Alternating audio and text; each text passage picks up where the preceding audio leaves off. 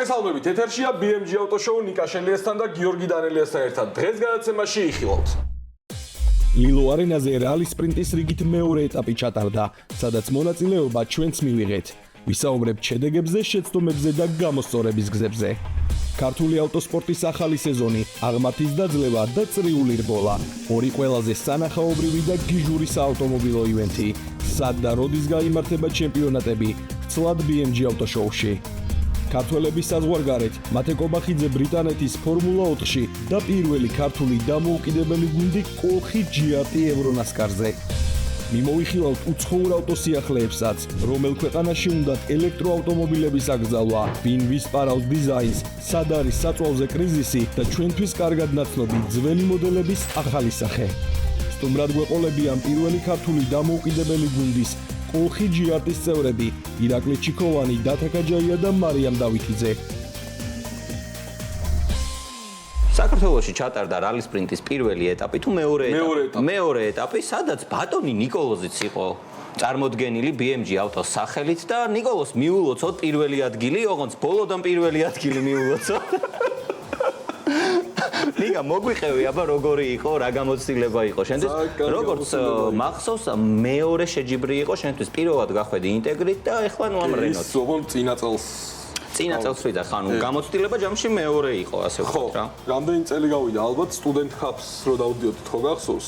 მაგის მერე 3 ეტაპი მოვიგეთ, მაგ შეჯიბრის, იმდენად გაზრდილი არის დონე, თუნდაც მრბოლელების მანქანის მომზადების, აი ყველანაირად მოდი გავმიჯნოთ შენ სტუდენტ ჰაბს დადიოდი, გამოუცდელ ადამიანებთან ერთად, ხო? ადამიანებთან ერთად, მაგრამ ეხლა უკვე მგლების ხახაში შეყავითავთ. ერთად ეს ხალხის მონაწილეობდა იქ მაშინ. და გამოვიდა რომ გახვედი პირველ ადგილზე, ოღონდ ბოლოდან. ხო, მაგრამ საერთო ჩათვლაში აი რა გამოცდილება მიიღე, აი რა გამოცდილება მიიღე. პირველ რიგში ან მანქანა მორგების კუთხით ვისწავლე ერთი კაი რაღაცა, რომ ძალიან სურავს ეს მანქანა. ვერ გაიგებ წინა წამყვანია, უკანა წამყვანია, თუთქმე წამყვანია მართვის დროს და ძალიან კაი გამოცდილება იყო ეგ და დანარჩენს უკვე შემდეგი ეტაპი გვანახებს, რომელიც არის აგვისტოში. რენომ გაამართლა თუ არა შენი მოლოდინები, ანუ უკვე შეგვიძლია ვთქვათ, რომ ქალაქშიც იარე, ტრეკზეც იარე, რუსთავშიც იარე და აი რა. მე ძალიან მომეწონა, ერთ-ერთი ამ ჩემ თავზე არის სამუშაო მანქანა როგორც ასეთი, მაქსიმუმ აი რამე კაი ისეთი სარბოლო საბურავი და 10 ბალიანი შეფასებით რამდენს დაუწერდი, მოდი ესეც ვთქვათ. ალბათ 900. საინტერესოა. ის ერთიც, იმიტომ რომ ჯერ არ ვიცი. აჰა. ჯერ არ შეეჩვია ბოლომდე ვერა, იმიტომ რომ ნახე როგორ არის დოპებს რო დავდივართ, ანუ პირველი გზა რაც არის, იმის მერე დადიხარ უკუღმა მეორე გზას. პირველი გზა ისეთ სუდად ვიარე, რომ მეორე გზა რაც ვიარე, 10 წამით უკეთესი დრო მქონდა. ანუ ხო წარმოგიდგენთ, მთელი საუკუნეა. ასევე ძალიან საინტერესო ფაქტი ხდებოდა თვითონ შეჯიბრზე. რბოლელებს მოქონდათ თავიანთი მაყურჩი, იქვე ცვლიდნენ ქართულ მაყურს და აყენებდნენ სპორტულ მაყურს. ხო, ეს ძალიან საინტერესოა, იმიტომ რომ როდესაც სპორტული, ანუ წარმოიდგინე როგორი რაღაცა ხდება ჩვენთან საქართველოში. ყველას უკვე სამოყვარულო ავტოსპორტისთვის ყავს ცალკე გამზადებული ავტომობილი, რომლითაც ყოველდღიურად არ გადაადგილდებიან ქალაქში. კი, დაშლილი გამზადებული ავტომობილი სახში დგას. მხოლოდ ტრეკზე. ჩავლენ ტრეკზე ან სავარჯიშოთ, ან მაქსიმუმ შეიძლება ქალაქში სერვისი წაიყვანო, რომ გააკეთონ. მოკლედ, ამ ადამიანებს უწევთ, რომ შეძვნენ მან ავტომობილის პეჭი. ვიდეოც ხო არის მაგის. ვიდეო არის ხა ნახავ ჩვენი მაყურებელი. ჩვენი მეგობარი გიორგი მანჭღაშვილი, თავისი ვიცით. ხო და ძალიან სამწუხარო ფაქტია რა. ანუ კი ვიცინეთ, ვიხალისეთ ამ ყველაფერზე, მაგრამ რეალურად სატირანი არის. ნამდვილად სამწუხარო ფაქტი არის მართლა. აი ჩემს ავტომობილს ეხლა ინტეგრაზე, აი არ ვიცი უბრალოდ იმდენი ძალისხმევა დავხარჯე იმისთვის, რომ ეს ავტომობილი გამეჩუმებინა, თან აი როგორი რაღაცა არის, იცი, ანუ დარწმუნებული ვარ, რომ სანამ ასე ვთქვათ, გადავწყვეტი, რომ კიდე გამეჩუმებინა, დარწმუნებული ვარ, რომ იმ დეციბელში ვჯდებოდი, 80 დეციბელში ვჯდებოდი. ჩაჯდება, მაინც აგართმევ, ხო იცი? ხო და აი ზუსტად ეგ არის სამწუხარო, რომ ეხლა დარწმუნებული ვარ იმაშიც, რომ მე რო ეს ავტომობილი გამოვიყვანო, იმის და მიუხედავად, რომ ჩუმია და იმის და მიუხედავად, რომ საილენსერი მაქვს ეგრეთ წოდებული, ხმის დამხშობი მაქვს მაყურჩი გაკეთებული, დარწმუნებული ვარ, რომ გამაჩერებენ და წამართვევენ ყოველ მიზეზ გარეშე.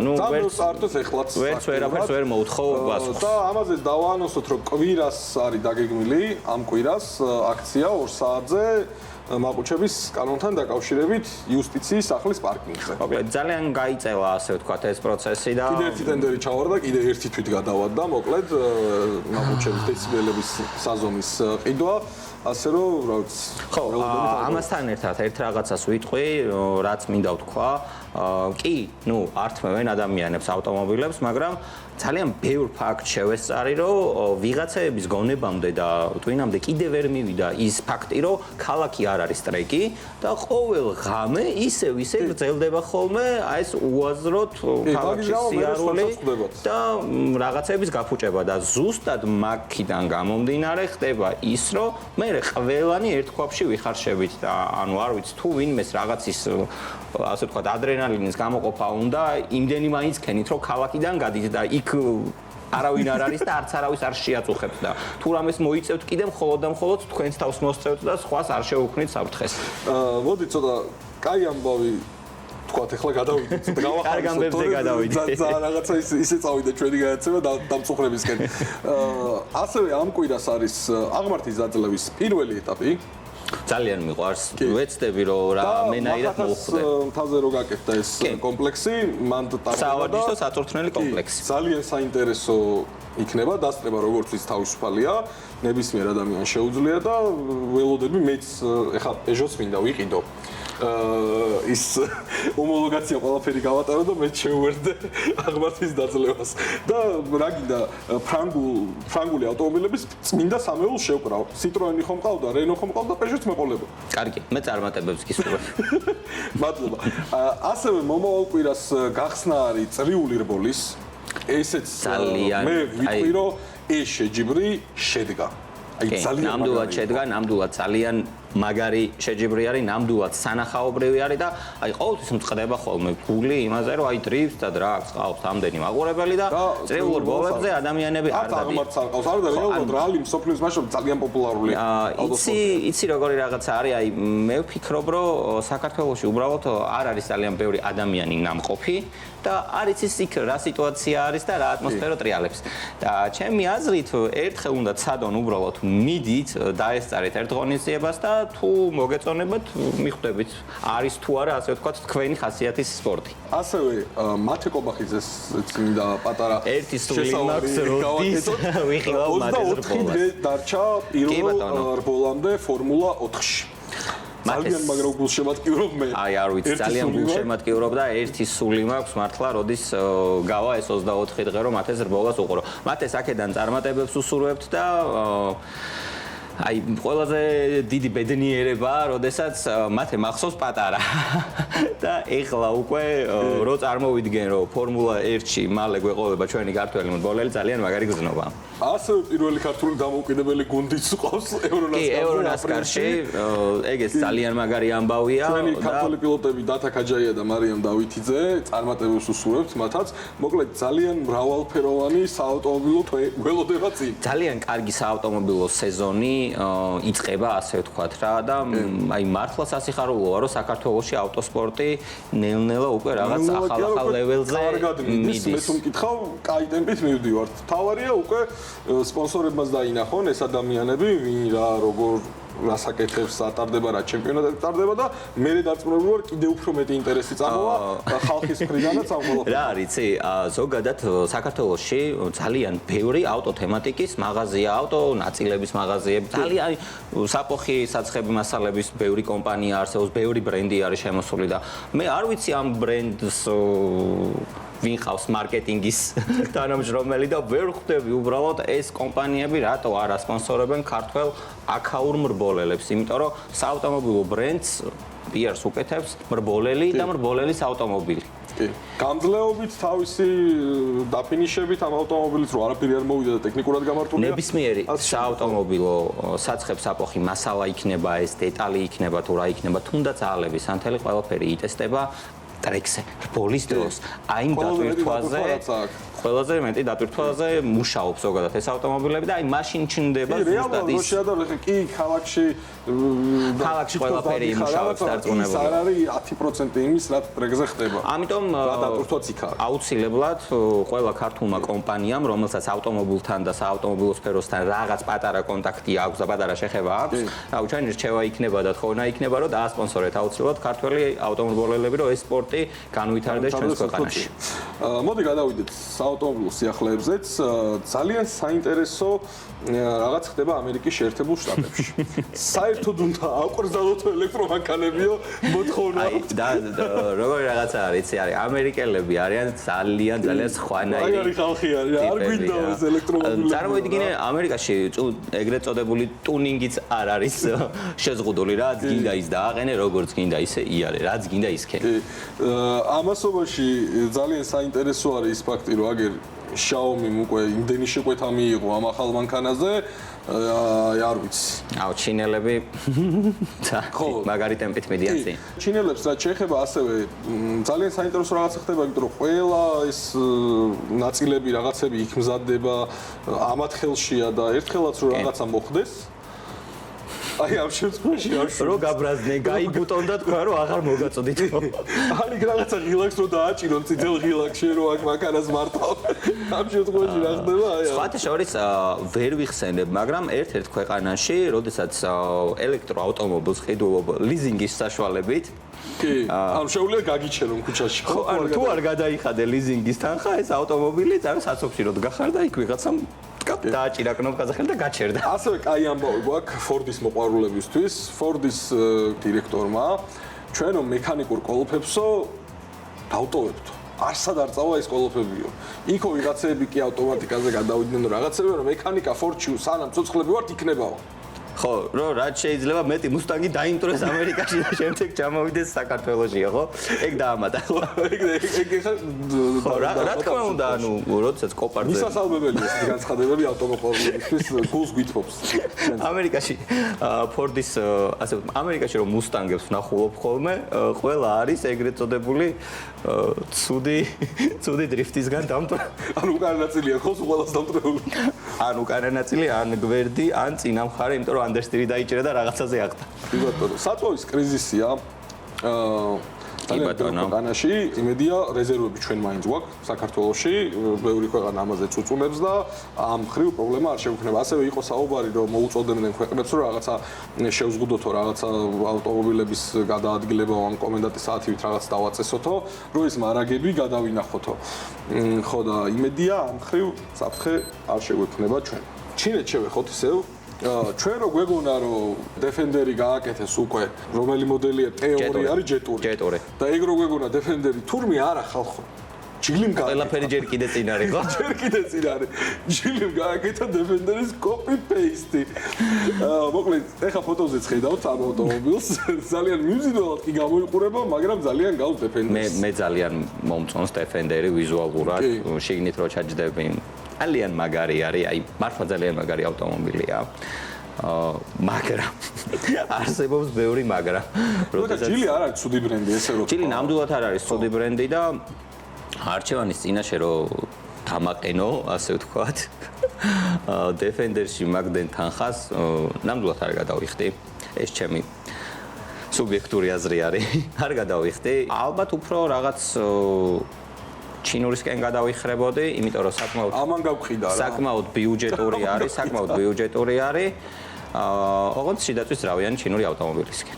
ანუ ბენზინი რა სტანდარტი. ხო, ანუ ყოველდღიურად სამოძრაოდ ძალიან მაგარია. ანუ 150.000 კილომეტრი გარანტია, დაჯექი წადი სამსახურში. მე გაყიდე სხვა პრიოს თავი. ხო, თავისთავად. აი, ასევე გამოდის Toyota Celica, რომელიც ძალიან გავს Honda Prelude. Prelude გავს საოცრად. შეიძლება რა იზიარებენ კიდევაც ბაზას, არც ეგ არ არის გამორიცხული. ხო და ძალიან ველოდები, ძალიან მაინტერესებს, ჯერ კიდე იმედი მაქვს Prelude-ით 200 ცხენის ზალა არ ექნება, იმიტომ რომ წინა ძველ Prelude-ს თუ გავიხსენებ. არა, 200-600 რაღაცაზე. 400-დან 450 ცხენამდე არის საუბარი. აი ძველ Prelude-ს თუ გავიხსენებ, ხა რახან Prelude-ს გავს, მოდი Prelude-ზეც ვისაუბროთ. ძველ Prelude-ს თუ გავიხსენებ. Celica 78 180 ცხენის ზალა ბოლო თაობას. ორი ზეზერაში წდევს VVTL-ით, რაც არის აქტუალური. VTK-ვით სისტემა არის დაახლოებით, პრინციპი ერთი და იგივეა და საკმაოდ ისეთი კარგი ძრავი იყო რა. კი, ცოტა ზეთის ჭამა უყვარდა, მაგრამ საბოლოო ჯამში ზეთის ჭამა უყვარდა, MRS-ში რა ძრავი წიდო, მაგას და სტუკისკენ იყო მიდრეგი. ორ ზეზესაც? მე არ მქონია ორ ზეზესთან შეხება სამწუხაროდ. კი, მოდი გადავიდეთ ახლა ძალიან საინტერესო სიუჟეტზე. როგორც თავში ვახსენეთ, ქართული დამოუკიდებელი ნასკარის გუნდი გვყავს. გავიცნოთ ვინ არიან, რას აპირებენ, საითკენ აღდგეზი ამ გუნდს და მერე უკვე მათთან ერთად სტუდიაში დაგბრუნდებით.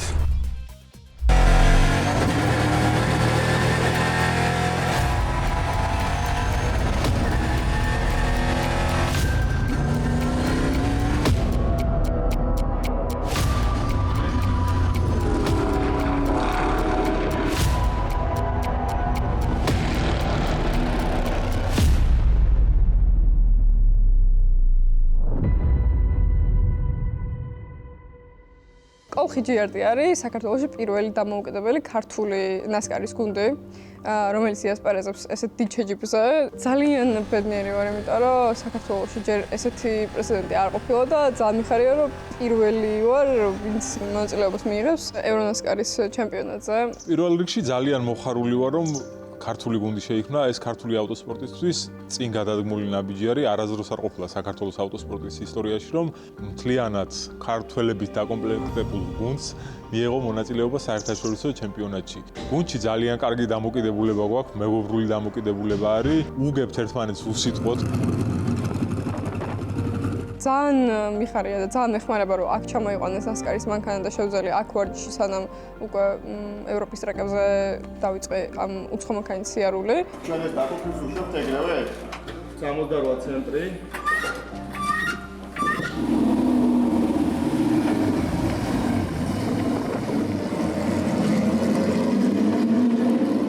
ძალიან ნიჭიერი გოგოა მარიამი, კარგი ურთიერთობა გვაქვს. ადვილად ითვისებს ყველანაირ რჩევას. გუნდი ყავს უმაგრესი და ჩემი აზრით კარგ შედეგებსაც დავდებთ, იმიტომ რომ რეალურად ჩვენი შედეგი გუნდისგან არის წარმოქმნილი და ჩვენ რა გუნდი არ ყავდეს და ეს ფანტასტიკური ადამიანები არ ყავდეს გუნდში, დარწმუნებული ვარ, რომ დღესაც ვარჯიშზე ვერციული ესე კარგად ყველა მუშაობთ გუნდურად, ერთი ოჯახი ვართ და ძალიან მიხარია. მოგეხსენებათ, ევროპის ჩემპიონატი ტარდება სხვადასხვა ქვეყნებში, არის სხვადასხვა ტრასები, სპორტულ მანქანას აქვს უამრავი პარამეტრი, რომელიც შეიძლება მოარგო კონკრეტულ ტრასას. ამიტომ წელს ამ ყველაფერს გამოვიყენებთ სატესტოდ ინფორმაციის დასაგროვებლად. მე გამოდივარ Open-ის კატეგორიაში და Lady Trophy-ში ვიბრძვი. ქალთა ჩათვლით ცალკე გვექნება და თუმცა კაცებთან ერთად დავდივართ უბრალოდ ქალთა ქულების ჩათვლა ცალკე გვექნება. და გამოდის პრო კლასში. ერთი მანქანით ვიასპარეზებთ, დათასები პოლის ხანგრძლივობა 45 წუთია, ხოლო ჩემი იქნება 40. წელს მაქსიმალურად ვეცდებით, რომ სწრაფები ვიყოთ, სტაბილურები ვიყოთ.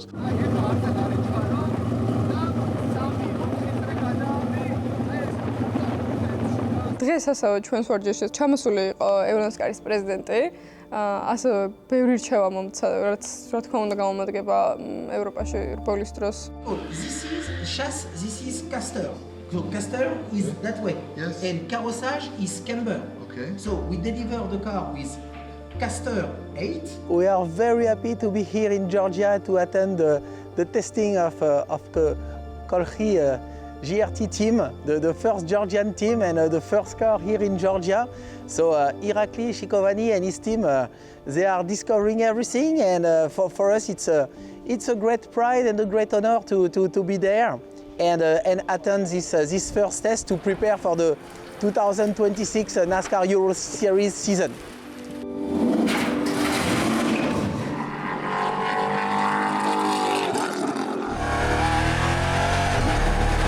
ძალიან დიდ წარმატებებს ვიშოვებთ ჩვენ გუნდს და იმედია, რომ ჩემ კლასშიც და დათა თავის კლასშიც გამარჯვებას მოიპოვოს და თასით ჩამოვა საქართველოში.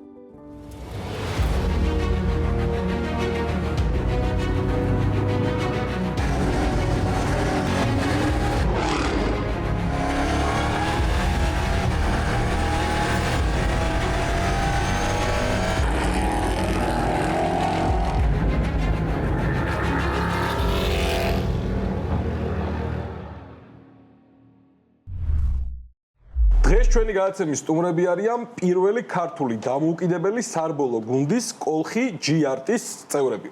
ბატონი ირაკლი ჩიქოვანი, დათა კაჯაია და მარიამ დავითიძე. ძალიან დიდი მადლობა მობრძანებისთვის, რომ გამონახეთ დრო, მოხვედით ჩვენთან. ბატონ ირაკლისთან გადავალ. როგორ დაიბადა ეს იდეა, რომ ჩამოგეყალიბებინათ დამოუკიდებელი სარბოლო გუნდი? მადლობა თქვენ მოწვევისთვის, მივესალმებით თქვენ მაყურებელს. ეს იდეა არ დაიბადა ერთ თვეში და ორ თვეში, დიდი ხანი ეს მიტრიალებს თავში, რომ გავაკეთო დამოუკიდებელი ქართული გუნდი, რომელიც რაღაც გარკვეული შეჯიბრში მიიღებს მონაწილეობას. შეჯიბრების არჩევა ესეც არ იყო მარტივი. რამოდენიმე ქვეყანაში ვიყავი სხვადასხვა ტიპის შეჯიბრებებზე. გამოვდიოდი იქიდან თუ რა რესურსი ამ ჩვენთან, ჩვენ ქვეყანაში, ამ რესურსში ბევრი რამე იგულისხმება, მათ შორის ძალიან მნიშვნელოვანია ტექნიკური რესურსი. ანუ როგორ შეძლებთ მანქანის გამართვას. როდესაც ჩვენ ვლაპარაკობთ დამოუკიდებელ გუნდს, ეს ნიშნავს, რომ შენ ყავს შენი ინჟინერი, შენ ყავს შენი მექანიკოსი და აი რა რესურსი გვაქვს ჩვენ აქ. დათა განკარგად იცის თუ რა რთულია სპორტული მანქანის გამართვა.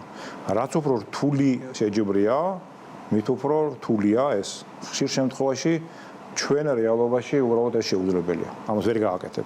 არ აქვს მნიშვნელობა რა რესურსი გაქვს მატერიალური, უბრალოდ ფიზიკური ადამიანური რესურსი არ არსებობს. არჩევანი თვითონ ამ ფორმატის გარდა აი ამ რაციონალურმა მხარემ გადაწყვიტა სუფთა ემოციურმაც, ძალიან ეფექტური შეჯიბრია. წარმოიდგინეთ, ახლა თქვენ ხო ნახეთ ეს მანქანა 24 მანქანა ტრეკზე, აი ამ ხელა მანქანა, როგორი სანახაობაა. თან კონტაქტურია. ეს არის კონტაქტური ბრძოლა. რთულია, ძალიან ეფექტურია. ამერიკული ფორმატია, ამერიკელებმა შოუ ძალიან კარგად იციან. ანუ აქ შოუს ელემენტიც საკმაოდ კარგად არის შემოსული. ამიტომ სპორტული ელემენტი, შოუს ელემენტი, ის საშუალებები, რაც შეიძლება ყოფილიყო საქართველოს. აი ამ ყველაფერმა გადაწყვეტა ეს ევრონასკარის გუნდის შექმნა. სულ რამდენი ადამიანი ხართ გუნდში? სანამ ჩვენ გუნდზე ვილაპარაკებთ, მე მინდა რამოდენიმე ადამიანს გადავუხადო მადლობა, რომელიც ესე პირდაპირ ჩვენ გუნდში არ არიან, მაგრამ ძალიან გვეხმარებიან და მათი დახმარება დამფასეულია ჩვენთვის. პირველი ტრეკს მინდა, რუსთავის ტრეკს მინდა გადავუხადო მადლობა, რომელიც ნამდვილად გვეხმარება ბევრ რამეში. აგრეთვე ორი ადამიანი არის ტრეკზე, ეს არის თემო ხიდაშელი და ვოვა კარტაშიანი. აი უანგარო დახმარება ნამდვილად და ძალიან მაღალი დონის პროფესიონალები არიან. ეხლა რომ წარმოვიდგინოთ რა არის ეს გუნდი, ხო? აი პირამიდა რომ წარმოვიდგინოთ. აი ქვედა ნაწილი წარმოვიდგინოთ, ეს არის თქვა მე, რომელიც უნდა უზრუნველყოს გუნდის ფინანსური სტაბილურობა, ის რომ გუნდში რაც საჭიროა იყოს ყველაფერი. ამ პირამიდის თავი ეს არის მოდიცემული ჩვენი პილოტები. მაგრამ შუაში რომელსაც ვერ ხედავს მაყურებელი, ვერ ხედავთ თქვენ დაინახეთ უბრალოდ იქ როდესაც რუსთავში იყავით ჩამოსული. ეს არის ხალხი, რომელიც უზრუნველყოფს, რომ გუნდი გამართულად მუშაობდეს. რაც არ უნდა კარგი პილოტი ყავდეს და რაც არ უნდა კარგი მანქანა ყავდეს, ამ მანქანაზე მუდმივად ჭირდება ყურადღება. აი ეს არის ზუსტად ჩვენ შემთხვევაში გოგა არჯევანიძე და ირაკლი ღლონტი, ენცო ცნობილი. ეს ორივე ადამიანი ამ სფეროში არის ძალიან ცნობილი, ყველა იცნობს, ვინც ავტოსპორტშია და ჩემის აზრით და არა მარტო ჩემის აზრით ძალიან კვალიფიციური. ყავს სოცმედია მენეჯერი, თალკე, ციფრული მარკეტინგის ადამიანი, თალკე, ეს ამ შემთხვევაში ამასაც ვერ ხედავს მაყურებელი. ხო? ამიტომ თაკომჯეძლიძე და ერიკლე ნასიძე, რომელიც ამ მიმართულებით არიან და გარდა ამისა, ჩვენ გვქირავთ პირველ წელს ორ ადამიანს საზღვარგარეთ. რადგან ბევრი რამე არ ვიცით, ცხადია რომ არ ვიცით, ახლა საიდან უნდა ვიცოდეთ, ორ ადამიანს გვქირავთ საზღვარგარეთ, რომლებიც ჩვენებთან ერთად იმუშავებენ. ასევე გოგას ხო, ევრონასკარის სპეციალისტები არიან, ინჟინერი და მექანიკოსი. აგრეთვე დათონ არჯევანიძე, გოგაშვილი, რომელიც ძალიან გვეხმარება. ანუ აი ეს არის მთელი ჩვენი გუნდი, ეს არ არის დიდი გუნდი, მაგრამ ნუ ხა ვერ ვიტყვით რომ ძალიან პატარა, საკმარისი არის ეს ყველაფერი. რაც მთავარია, გუნდში ჩემი აზრით არის უაღრესად მეგობრული საქმიანი რა თქმა უნდა, მაგრამ ძალიან მეგობრული ურთიერთობა. ანუ პრინციპი არის ჩვენ ვართ ერთი ოჯახი. ერთის სიხარული მეორეს სიხარულია და პრობლემაც მეორეს პრობლემას განყენებულად არ ვართ. ახლა იმ დღეს ხო რამდენი ხანი იყავით რუსთავში, ხო ნახეთ როგორი სიტუაცია. თავარი არის რომ აი ეს სულისკვეთება არსებობს, ეს ჩამოყალიბდა და ესე გაგრძელდება მუდმივად. დათა, ჩვენთან გადმოვალთ. რამდენი შეჯიბრი არის დაგეგმილი წელს და ვიცი რომ რამდენიმე ქვეყანაში ტარდება. ამაზეც რომ ესე იგი, როგორც ჩარშან ევრონასკარი შედგება 6 ეტაპისგან, 12 შეჯიბრისგან, თითო ეტაპზე არის 2 შეჯიბრი. ამ შეჯიბრს აქვს შეჯიბრის ფორმატი, ანუ საკვალიფიკაციო გარბანები, თავიდან 2 ვარჯიში, შემდეგ საკვალიფიკაციო გარბანი და 2 რბოლა. წლის განმავლობაში ვაგროვებთ ქულებს, ასევე ინდივიდუალურად თითო ეტაპზე ჯილდოვდება პირველი 3 ადგილი და ასევე გვიგროვდება ქულები წლის განმავლობაში და საბოლოო ჯამში ამითი გამოვლინდება ჩემპიონი. წელს ახლა რაც ქნა ბატონმა ირაკლიმ ეს არის ქართული ავტოსპორტისთვის ძალიან დიდი წინგადადგმული ნაბიჯი, იმიტომ რომ საქართველოს მოგეხსენებათ არასდროს ყოლია სრულიად ქართული გუნდი. წელს ვეცდებით რომ მაქსიმალურად გამოცდილება დავაგროვოთ. მეც ჩემი გამოცდილება რაც ჩარშან მქონდა მაქსიმალურად გადავცე გუნდს, ასევე როგორც ბატონმა ირაკლიმ ახსენა ძალიან მაღალკვალიფიციური დამხმარე ბიჭები გვყავს, რომლებიც დარწმუნებული ვარ რომ სულ რაღაცა ერთ ბოლოში აითვისებენ როგორც თავის ხუთიც ისე ამ ნასკარის მანქანას და კარგად შევისწავლით ყველაფერს და როგორც თქვი წელს გამოცდილების წელი გვექნება, მაგრამ ამას თუ მოყვა გამარჯვებები ეს ბონუსად გვექნება. რა თქმა უნდა, ჩვენ მე როგორც პილოტი, რა თქმა უნდა, ყოველთვის შეჯიბრზე რომ გავდივარ გამარჯვებისთვის ვიბრძვი, მაგრამ აქ ცოტა დაფიქრებაც არის საჭირო, ახალი გუნდია, სიფრთხილეც გვჭირდება და აი ერთად უნდა შევრწყათ ეს ყველაფერი და ისე რომ მაქსიმალური შედეგი დავდოთ, რაც შეიძლება პირველ წელს გადაადოს ახალმა გუნდმა. დათა, ავტომობილზეც გითხარი 2-3 სიტყვით რა ავტომობილი არის, როგორ არის მოწყობილი, როგორ არის. მე როგორც ვიცი, ელექტროობა საერთოდ არ აქვს და ყველაფერი არის მექანიკური. კი. ასე ძველი სკოლის მანქანა, ასე რომ ვთქვათ, არანაირი ელექტროობა არ გააჩნია. არის 5 და 7 ატმოსფერული ძრავით აღჭურვილი, ეგრეთ წოდებულ რამაზე აწყობილი ავტომობილია. გარედან უბრალოდ პლასმასის დეტალებიც არის გალამაზებული. აქვს ეს 5 და 7 საკმაოდ როხროხა ძრავი, სეკვენტალური გადაცემათა კოლოფი და არანაირი ელექტროობა, ABS-ი არ აქვს, მოცურების სისტემა არ აქვს, ყველაფერი არის მძღოლზე დამოკიდებული. ასევე არის საკმაოდ თქვენ ახლოდან ნახეთ მანქანა, საკმაოდ დიდი მანქანა, მიუხედავად იმისა, რომ წონა არ აქვს ისეთი როგორც შეხედულება, მაგალითად რო შეხედავ ძალიან ძიმეს გეგონება, მაგრამ ხო, სინამდვილეში 1280 კილოგრამია, არ არის ძალიან ძიმე, მაგრამ ამ დიდი გაბარიტების გამო ძიმე სატარებელია თვითონ მანქანა ეს ფიზიკურადაც მძღოლზე აისახება, პილოტზე აისახება, იმიტომ რომ საკმაოდ დიდ ენერგიას მოითხოვს.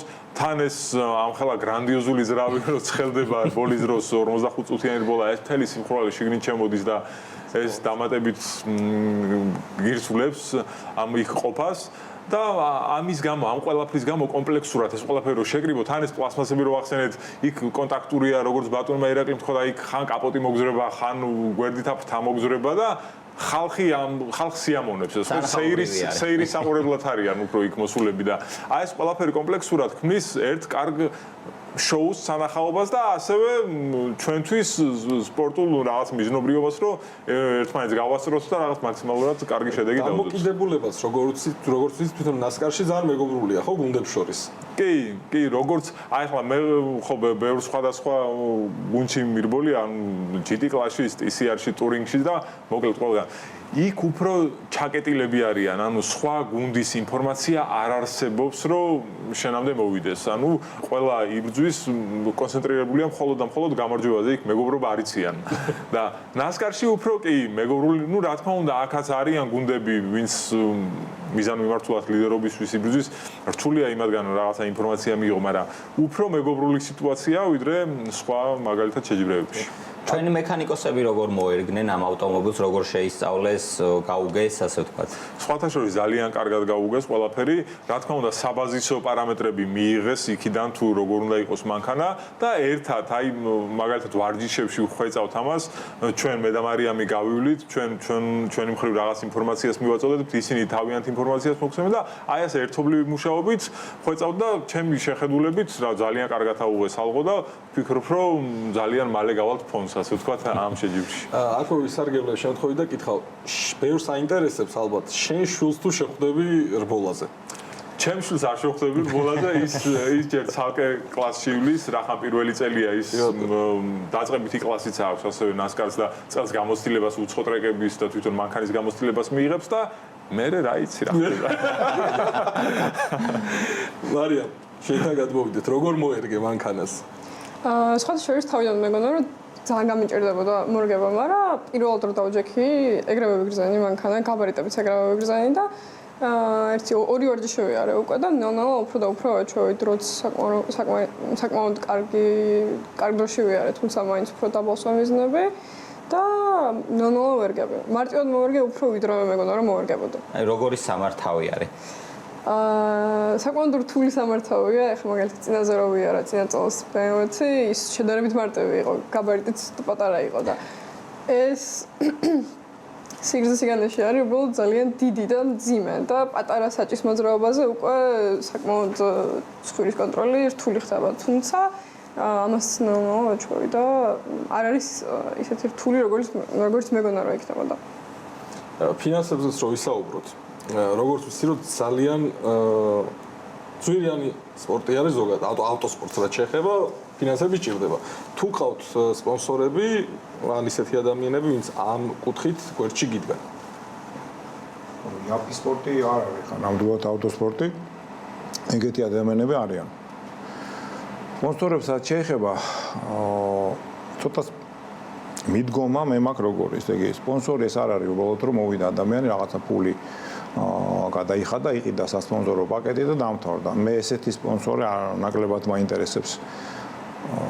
აქაც მივდივართ თანამოაზრე, ერთად ვაშენებთ გუნდს. ჩვენ ახლა ვაშენებთ გუნდს და სპონსორი, რომელსაც ეს არის, ესეთი სპონსორი მე მიმაჩნია რომ საზიანოა საქმესთვის. სპონსორმა უნდა გაიგოს, რომ შენებლობა არ ხდება, რომ დღეს დავიწყე და ხვალ დავამთავრე, ესე არ კეთდება. ამას სჭირდება დრო. ვინც ეს გაიგო, ის ყავს სპონსორი. პრევს მაგას სპონსორს უნდა აინტერესებდეს საერთაშორისო ასპარეზი. ეხლა საქართველოში ვიღაცას აინტერესებს ეს, ვიღაცა ლოკალურ ბაზარზე ასე თქვა ორიენტირებული და ნუ საერთაშორისო ბაზარი არ აინტერესებს. ნუ გარდა ამისა, ხედვაც უნდა კონდეს, ესე არ არის, უნდა ხედავდეს პერსპექტივას. ველაპარაკებით აქტიურ ფაზაში ვართ მოლაპარაკების ერთ საერთაშორისო ბრენდთან, საქართველოში არ არის უბრალოდ წარმოდგენილი. არ მინდა მოვლენებს წინ გავასწრო, ვფიქრობ, რომ შესაძლებელია რომ ეს იყო და მეტი ამ შემთხვევაში სრულიად საკამარისია. კიდევ მეორე, სპონსორი ჩემთვის არის თანამოაზრე, რომელთანაც ერთად ჩვენ მუშაობ ამ გუნდის გაზრდაზე და წინ წასვლაზე. აი ამ შემთხვევაში ამ სამივესთან აბსოლუტურად სრული, ასე ვთქვათ, ჰარმონიაში ვართ ამ საკითხთან დაკავშირებით. და ძალიან მნიშვნელოვანია, რომ საქმე არის ძალიან ბევრი და თუ სპონსორს ეს არ ესმის, ხო, ნუ ძნელია ეგეთ სპონსორთან მუშაობა რა. კი. მე როგორც ვიცი, ჩამოსული იყო ევრონასკარის პრეზიდენტი. რა თემაზე ილაპარაკეთ, რამე რჩევები თუ მოგცათ, რაღაცა მითითებები, აი როგორი ხელმძღვანელოთ. ნუ რაც შეეხება ხა ტარების რჩევებს, მე ეჭვება რომ ხა დათოს ევრონასკარის პრეზიდენტის რჩევა ჭირდებოდეს ტარებაში, ხო? ტექნიკური რჩევებიც ეს არ არის ადამიანი, რომელიც ტექნიკურ რჩევებს გაძლევს. ეს არის ორგანიზატორი, მას აქვს ფრანშიზა. მისი ჩამოსვლა ძალიან საინტერესო იყო, რომელმაც ჩამოვიდა რომ გუნდი შეიქმნა აქ და ჩვენ დავპატიჟეთ. და გარკვეული პერსპექტივა არ მინდა პერსპექტივებზე ცოტა ადრე მეჩვენება ლაპარაკი და ჩემგანაც მე არ მინდა რომ ამაზე ვილაპარაკო. არსებობს გარკვეული პერსპექტივები წინსulis ნასკარის. რადგან ჩამოვიდეს ადამიანი, მას აქვს ეს ინტერესი, თვილა არ ჩამოვიდოდა. ძალიან დაკავებული ადამიანია, უამრავ საქმეშია, თავის რალის გუნდი ყავს და ასე შემდეგ და ასე შემდეგ. ანუ ავტოსპორტში არის ძალიან სერიოზულად შესული. ადამიანი აქ იყო 4 დღე. ბევრ საკითხებზე ვილაპარაკეთ, მაგრამ მოვლენების წინ გასწრებას მე არ ვემხრობი. გაიგებთ, ხო. რა თქმა უნდა, როგორც კი რაღაცა უკვე აი ძალიან ესე ვთქვათ, ხელმოსაკიდებელი იქნება, ამათ თქვენ გაიგებთ პირველ რიგში. მაგრამ მე პრინციპში ამ ჩამოსვლას ძალიან პოზიტიურად ავიქვამ, ძალიან საინტერესო იყო, ძალიან მეგობრული, საქმიანი შეხვედრა იყო.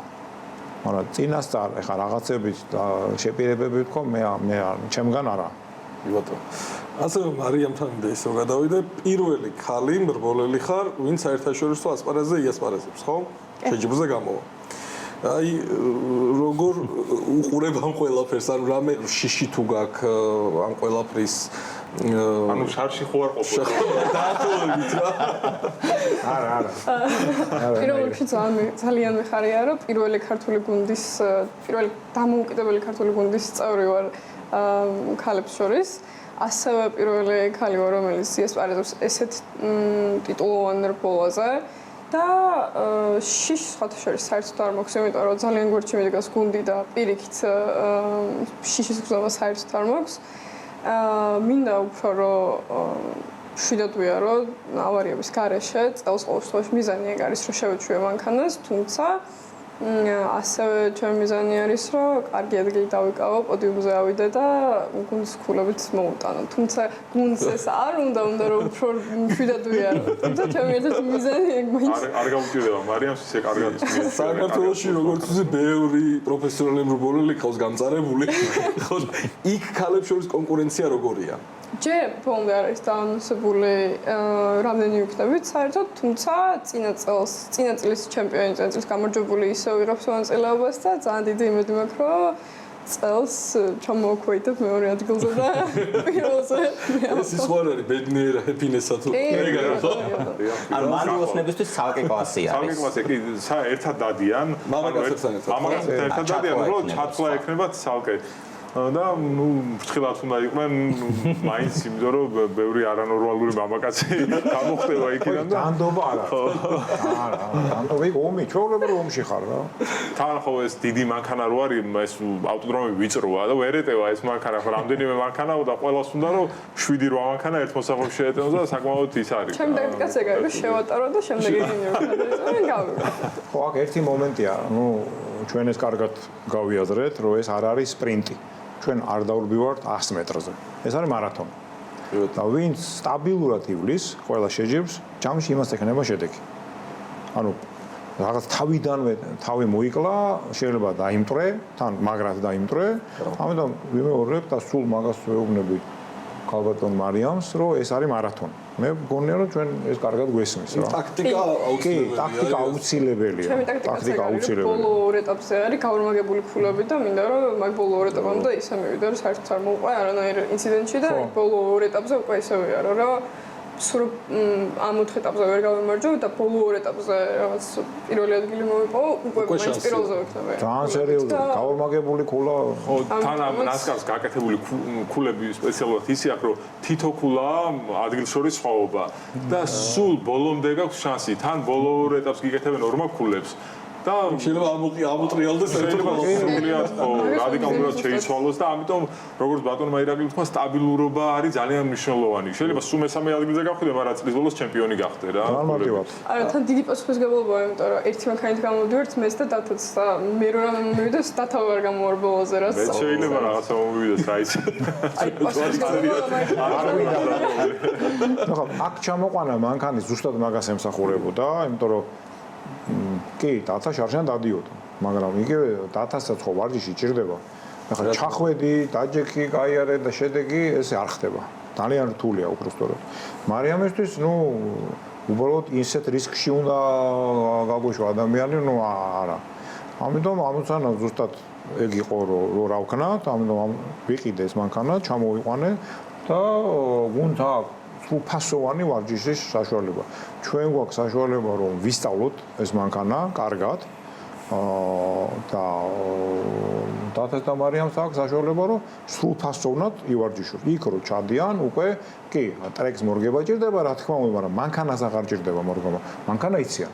ხო, ეს ძალიან მნიშვნელოვანია. ძალიან მნიშვნელოვანია, კი, ძალიან მნიშვნელოვანია. და ასევე არის პირველი ქართული როლი, რომელიც NASCAR-ის პრო კლასში იღებს, ხო? მონაწილეობას. ეს არის ყველაზე მაღალი ლიგა, ასე ვთქვათ, ყველაზე მაღალი ლიგა და იქ გამოდის დატა პრო კლასში. ძალიან საინტერესოა. დათასთვის როგორც პროფესიონალი სპორტსმენისთვის ძალიან საინტერესოა, ჩვენთვის ძალიან საინტერესოა, იმიტომ რომ თამასამ აღლა ავწიეთ და პირდაპირ გამოდის ჩვენი სპორტსმენი ყველაზე მაღალ ლიგაში. კიდე ერთხელ ვიმეორებ და ამას ხაზს ვამბობ მათ შორის სპორტსმენებს, სპონსორებსთანაც და ეს კარგად ესმით მათ, რომ ეს არ არის სპრინტი, ეს არის მარათონი. აი ვინც ამაში გამოვყვა, ისინი არიან დღეს ჩვენი სპონსორები. და იყვნენ ვიღაცები, რომელთაც არ ვიცი რატო, ალბათ ქართველები არიან და იმიტომ უნდათ რომ აი ხვალ ხო გეკნება შედეგი, არა ხვალ შედეგი არ ხდება ეს, ეგრე არ ხდება. და გუნდის აშენება ზუსტად ეს არის, რომ შენ შეგიძლია იქირავო გუნდი, ესეც გზა არის, ხოთა შორის და არავინ არ თქვას რომ ეს გზა არ არსებობს, არსებობს ეს გზა. ყველა იჩევს თავის გზას, ხო? შენ შეგიძლია იქირავო ძალიან კარგი გუნდი, აი საუკეთესო, შენი პილოტები გაუშვა და შედეგი გქონდეს. არის ეს გზა, რა თქმა უნდა. მე ავირჩიე გზა, რომ ავაშენო გუნდი, შედეგი მქონდეს. ქართველები დაკომპლექტებული. დიახ. შენ შეგიძლია იქირავო ძალიან კარგი ბინა, შეგიძლია აშენო სახლი, ეს ბინა დაგჭეს მე უფასოდ. კი. აი მე ამ გზით მივდივარ, ხო? ამ გზით მივდივარ. რატო დამოუკიდებელი? იმიტომ რომ არ გვაქვს ასე ვთქვათ შეზღუდვა ჩვენ ქმედებაში. ანუ ეს ძალიან მნიშვნელოვანია. საკმაოდ სპეციფიური სპორტია. ხშირად გიწევს ესეთი არასტანდარტული გადაწყვეტილებების მიღება. ამიტომ აქ არ უნდა იყოს შეზღუდული. ამას გადრევს შენ დამოუკიდებელი გუნდი რო ხარ, როგორ გინდა, რა გადაწყვეტილებასაც გინდა, იმას მიიღებ რა. დათა, რუსთავის ტრეკს რამდენად მოერგო ეს ავტომობილი და რამდენად გვაძლევს რუსთავის ტრეკი იმის შესაძლებლობას, რომ მომავალში საქართველოში ჩატარდეს ერთ-ერთი ეტაპი? სხვათა შორის ძალიან კარგად მოერგო რუსთავის ავტოდრომს. კარგი გამოცდილება მოგვცა მანქანასთან მუშაობაში რუსთავის ავტოდრომმა. რა თქმა უნდა, თავისუფლად არის შესაძლებელი რომ მიუმასპინძლოს რუსთავის ავტოდრომმა ასეთი სახის შეჯიბს. თქვენ თუ გახსოვთ 2017 წელს TC არის ჩატარდა კი და ჩვეულებრივად უმასპინძლა რუსთავმა ამ შეჯიბს. ასევე NASCAR-საც მიიღებს და ძალიან სასიხარულო იქნება თუ ეს მოხდება. იმიტომ რომ ბევრი ავტომოყვარული ყავს, ვინც ამ სანახაობას ნახავს. და რავი, როგორც ვახსენე, კარგად მოგვცა გამოცდილება ამ ავტოდრომმა აქ მუშაობამ და ამ მანქანაზე ვარჯიშმა. ძალიან დიდი მადლობა მინდა მოგიხადოთ, რომ ესეთ მაგარ საქმეს აკეთებთ ქართული ავტოსპორტისთვის. მთელ გუნდს, ვინც ახლა თქვენთან ერთად არ არის წარმოდგენილი ამ შემთხვევაში, გისურვებთ წარმატებებს, მოგებას, პოდიუმებს. და ბოლო რაც კითხვა იქნება, მაყურებელსაც რო უთხრათ, როდის არის პირველი ეტაპი? 18 აპრილი. 18 აპრილი. ჩვენ ჩავდივართ 2 დღით ადრე, ვალენსიაშია პირველი ეტაპი, 18 ჩასათვლელი ეტაპები ჩვენი არის 18-19. მადლობა თქვენ, მე კიდევ ერთხელ ვიმეორებ, მანდ მინდა გადავუხადო ყველა იმ კეთილგანწყობილ ადამიანს, რომელსაც ჩვენ არც ვიცნობთ ბევრს, მაგრამ აი თავის კეთილგანწყობას გამოხატავს. აი ერთ ძალიან მარტივ მაგალითს ვიტყვი, უცბად დაგვჭირდა აკუმულატორი, ხო? აკუმულატორი. ეხლა, აკუმულატორი არ არის ეხლა ეს რაღაც განსაკუთრებული გვაჩუქეს. აი რომ მივედი, რაღაცა, არა, ესო ჩვენგანო საჩუქრად. ხო, აი დეტალია, მაგრამ ძალიან სასიამოვნო დეტალია, რომელიც რაღაცას გაჩვენებს, ხო, რომ აი იმ ადამიანებს იმ ჯგუფს რაღაცა შენ რო აკეთებ, რაღაცას გაუხარდა და გამოხატა ეს სიხარული. აი ძალიან ჩემთვის ეს ძალიან მნიშვნელოვანია, ეგეთ დეტალები ცოტა არ არის. კიდევ ვიმეორებ, ის ხალხი რო ვახსენე რუსთავის ტრეკი, იქაც მე ვხედავ ამ დამოკიდებულებას, ხო? აი ნამდვილად ვხედავ რა. ისინი ხედავენ როგორც ვუნდათ ქართული ავტოსპორტის განვითარებას. აი ერთხელ შევხვდით გალბატონ დელარ დირექტორი ტრეკის და აი როგორ ვიხარ 15 წუთში ყველაფერი დაალაგდა ასე ვთქვათ ურთიერთობის კუთხით და ამას ჩვენ ხედავთ ამ დამოკიდებულებას ნამდვილად ხედავთ. ჩვენი ბაზა არის რუსთავი. ჩვენ იქ ვართ, ანუ ჩვენი სახლი გახდა რუსთავი, იქ ვართ. მანქანას იქ დგას, ყველაფერი იქ გვაქვს, იქ ვაკეთებთ ყველაფერს და ამიტომ ეს მნიშვნელოვანი თემაა, რა თქმა უნდა რა. ძალიან დიდი მადლობა კიდევ ერთხელ სტუმრობისთვის. წარმატებებს გისურვებთ. მადლობთ თქვენ. გულშემატკივრობთ, როგორც შეგვიძლია თუ იქ ჩამოვედით, ხო ძალიან მაგარი იქნება, მაგრამ საქართველოსთან დიდი გულშემატკივრობთ, თუ არ შევწერთ. გამომართულ თქვენი იმედი. დღეისათვის კი სულ ეს იყო. მომავალ შეხვედრამდე.